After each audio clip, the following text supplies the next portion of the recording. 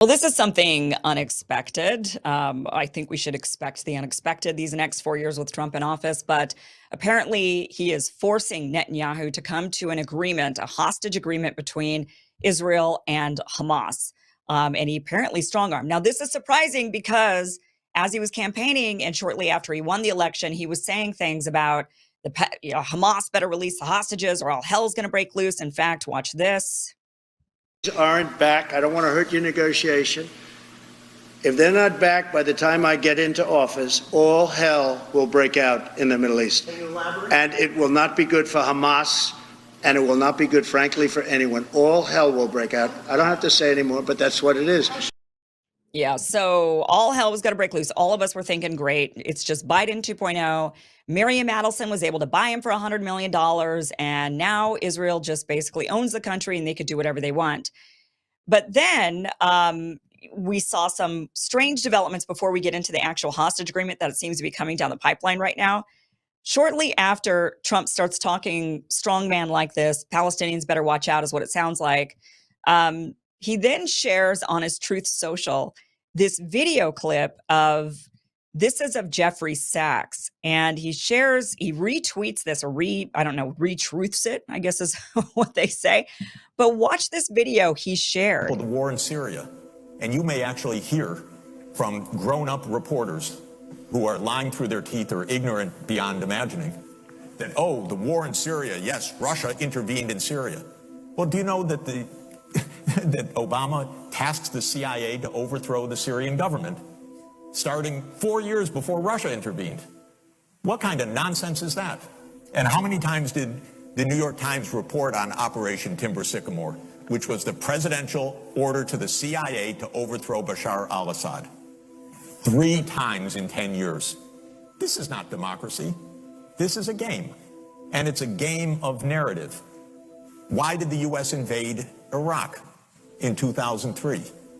Well, first of all, it was completely phony pretenses. It wasn't, oh, we were so wrong, they didn't have weapons of mass destruction. They actually did focus groups in the fall of 2002 to find out what would sell that war to the American people. Abe Shulsky, if you want to know the name of the PR genius. They did focus groups on the war. They wanted the war all the time. They had to figure out how to sell the war to the American people, how to scare the shit out of the American people. It was a phony war. Where did that war come from? You know what? It's quite surprising. That war came from Netanyahu, actually. You know that? It's weird. And the way it is that Netanyahu had from 1995 onward the theory that the only way we're going to get rid of Hamas and Hezbollah is by toppling the governments that support them. That's Iraq, Syria, and Iran. And the guy's nothing if not obsessive. And he's still trying to get us to fight Iran this day, this week. He's a deep, dark son of a bitch, sorry to tell you, because he's gotten us into endless wars, and because of the power of all of this in the U.S. politics, he's gotten his way. But that war was totally phony. So what is this democracy versus dictatorship? Come on, these are not even sensible terms. Wow. Wow. Trump shared that on his Truth Social. He shared that. So look, I guess you could spend $100 million on the Trump presidency, but it's not going to change his perception of Netanyahu and Israel and what they've been doing. Really, really amazing. Then we get this report coming in the pipeline that, and this started coming out yesterday, that Stephen Witkoff, who is the Middle East envoy, Trump's picked for the Middle East envoy. He's a Jewish businessman, a Jewish real estate investor and developer. He doesn't have the background of diplomacy that one might normally have. And he apparently is known for speaking unusually aggressively. Well, apparently, this is according to Haaretz, says last Friday evening, Stephen Witkoff, U.S. President-elect Donald Trump's Middle East envoy, called from Qatar to tell Prime Minister Benjamin Netanyahu's aides that he would be coming to Israel the following afternoon. The aides politely explained that was in the middle of the Sabbath, but the prime minister would gladly meet him Saturday night. Witkoff's blunt reaction took them by surprise. He explained to them in salty English that Shabbat was of no interest to him. His message was loud and clear. Thus, in an unusual departure from official practice, the prime minister showed up at his office for an official meeting with Witkoff, who then returned to Qatar to seal the deal. So Witkoff is in Qatar, then he's in Israel trying to get a negotiation going for the hostages to be released, for there to be a hostage agreement. Trump said all hell will break loose if the hostages aren't returned by the time I take office. That means 1 week from now, the hostages, there needs to be some movement on this. And Witkoff basically said, I mean, I'm guessing with salty English saying the Shabbat was of no interest to him, that what he said was, I don't give an F about Shabbat. He better get his ass in here. And Netanyahu obeyed, which makes me wonder what else he said, what else Witkoff said, like, otherwise we're cutting off weapons, or what sort of stick did he use against Netanyahu to get him motivated to actually show up to his office on Shabbat. So also it goes on to say, let me just read a little bit more from this. It says, a week before Trump's inauguration, Jerusalem already sees a change in the rules of the game that has broken the deadlock in the hostage negotiations. Unusually, the outgoing Biden administration has let Witkoff lead the process on the grounds that any obligations the United States undertakes will be incumbent on Trump, not on Biden. So Biden's happy to give Trump the credit. He's allowing the diplomacy process to start under the Trump administration, even though Biden is still technically president. And there's some movement here. So really, really interesting. This takes me by surprise. I think we should all be, I mean, should we be, I'm surprised? Trump is a mercurial guy. We never know what to expect. This is a welcome surprise. Really nice to see him sharing that Jeffrey Sachs video, blaming Israel for getting us into all the wars in the Middle East. And really good to see that this negotiation is coming forward, and looks like it may or may not be actually one that actually comes to fruition. Also, this report came out that from the Times of Israel that Netanyahu, and this was shortly after Trump, one day after Trump shared that video of Jeffrey Sachs accusing Israel of starting all the wars in the Middle East, particularly Netanyahu is the guy who did it. We get this report that Netanyahu is unlikely to attend Trump inauguration, hasn't had an official invite, however. So there were some reports that Netanyahu came out and was like, his team came out and said he's not going to be going to the inauguration, that he has canceled his trip. But the reality was he wasn't even given an invite. So that, goes to show that there's something going on here between these two. Joining us now to help break down this potential final agreement to finally end this war is Dr. Shael Ben Ephraim, former UCLA professor, also a diplomat, expert in military strategy, and host of the History of the Land of Israel podcast and the Israel Explained YouTube channel. He always has a lot of insight into these hostage deals, a lot of information. He is somebody who lives in Israel. He's an Israeli American. He lives in Israel. He lives in the United States, goes back between the two, speaks Hebrew fluently. So he's able to understand both, English and Hebrew of what's being said. Got a lot of leaks going his way. So he's here to break this down and help us find out if this deal is actually finally going to be the one. Dr. Shael Ephraim, welcome, Ben Ephraim, welcome to the show. Thank you so much for being here. Sure, always a pleasure. You always have such a great analysis and breakdown, and seem to be really in the know of what is happening with these ceasefire agreements, the various different ones that have come about over the last year, longer than a year now. Let's talk about this latest one real quick. So this seems to be a pretty big deal. A lot of people, I'm seeing social media saying they feel betrayed, like Israelis are feeling betrayed. Tell us what the deal is first, and then we'll get into the feelings around the deal. So what is this supposed ceasefire deal? What does it encompass? Yeah, so first a caveat, which is that all this is sort of leaks and the media, and also the negotiations aren't completely finished yet. So everything I say could be a little bit off. But having said that, there's so many reports, and the reports are so similar to each other that this seems pretty ironclad, what I'm about to say. So we're talking about basically the same ceasefire we were talking about in the summer. There's almost no difference at all. And that's a three-stage ceasefire, where in the first stage, there's going to be a 42-day cessation of fire. and there are going to be 33 Israeli hostages released, most of them alive, not all of them.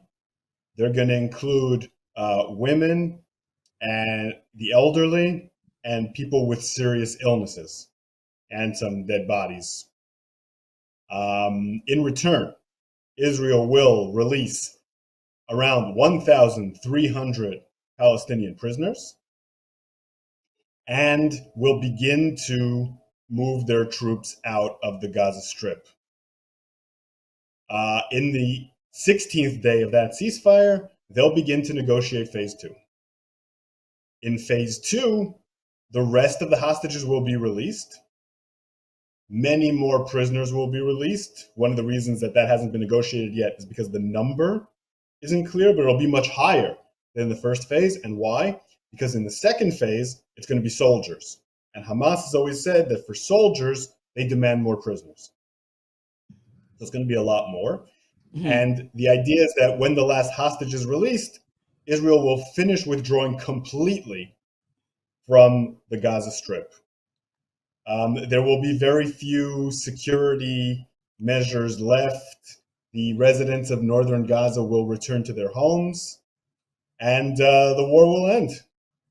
In the third stage, which no one is discussing now, which will be negotiated during the second phase, then there'll be talk about rebuilding Gaza, and there'll be talk about what sort of governing mechanism will be in place in Gaza after the war. Those things are, there's the least agreement about that. But the hope is that once stage one and stage two are complete, there will be some forward movement, and it will lead to stage three. It's important to note that Israel, or Netanyahu to be more precise, is constantly trying to separate stage one from stage two and show how he can sort of stop the deal before reaching stage two. Because there's a lot of critics, like you said, in Israel of the deal. Meanwhile, Hamas, their goal is to unite phase one and phase two into one. They want as seamless a transition between the two as possible. So there's a lot of pull over that particular element. Okay, so from an Israeli perspective, what was the point of this war? I mean, that's this. So I can understand. I mean, my feelings about the war. You and I have been on different sides of that at times. I don't know how your feelings are now. I think I've seen a bit of an evolution, but I could understand if I'm super Israel, pro-Israel. I understand what this does feel like. What was the point of the war? I mean, it's gonna go back to the way it was. So we're gonna completely withdraw, gonna get out of there, and give it back to Hamas. And I mean, what was accomplished? Well, there's two different things here. There's a question of why did you go on to the war to begin with? Mm-hmm. And then there's, could you have finished the war earlier? And those are two very, very distinct points. If a lot of wars go on far too long, especially wars that don't reach a clear conclusion. You think of World War I, you think of the Vietnam War, you think of wars like that, went on for way too long. And one of the major reasons they went on for way too long is because it's very hard for leaders to admit that they are unable to accomplish their goals because of the incredible political cost that you pay as a result. Now, as far as going to the war itself and why it started, from a Middle Eastern perspective, if someone does something to you like October 7th, you kind of have to respond if you want to guarantee your continued survival. That's just the laws of the Middle East. It's the laws of international relations really in general, but in the Middle East, it's very important if you want to survive. Right. And for Israel to maintain its sovereignty and maintain its security, it had to punish Hamas for what it did on October 7th, not the population, by the way. That's where I differ with a lot of Israelis, and make sure that they can't do it again anytime soon. So you have deterrence and you have prevention. Those are two very important elements. And you also needed to bring Hamas to the point where they're willing to release the hostages in a deal that makes sense for Israel. Now, achieving those three goals was very difficult, and it took months of fighting. But in May, June, July, that was more or less achieved. Mm-hmm. Now, the war could have achieved a lot more, by the way, a lot more, if Israel wanted it to. One of the goals of the war, ostensibly, was to remove and replace Hamas. Mm-hmm. A very difficult and ambitious goal, which Israel has failed to do, but not an impossible one. In order to do that, Israel would have had to do what every victorious military in the history of warfare has done, which is take over territory, clear the territory out of enemies, not civilians, bring in a new government, whatever government that is, and stabilize it. You know, like the Allies did in World War II, like any victorious army has ever done. Mm-hmm. Israel didn't try to do that. They never took over the entire Gaza Strip. At one point, Israel controlled most of it, or maybe half of it. But then they started withdrawing from various areas. They never wanted responsibility for the population. Right. They never wanted responsibility for distributing aid. And they never wanted responsibility for governance. And they also, for political reasons, didn't want the Palestinian Authority to have that responsibility. Therefore, Hamas is still in power. So that goal of replacing Hamas could have been achieved, maybe. I mean, we'll never know because it wasn't. But right. The measures that might have achieved it were not even tried. So when you say that Israel shouldn't have gone to the war, what's the point of the war? There's a lot of points to the war. But the way Israel handled the war was quite bad. Thanks for watching this clip from the full Kim Iversen show. If you want to watch the full show, visit KimIversonShow.com. The show airs every Monday through Friday at 5 p.m. Pacific, 8 p.m. Eastern. Again, it's KimIversonShow.com. See you there.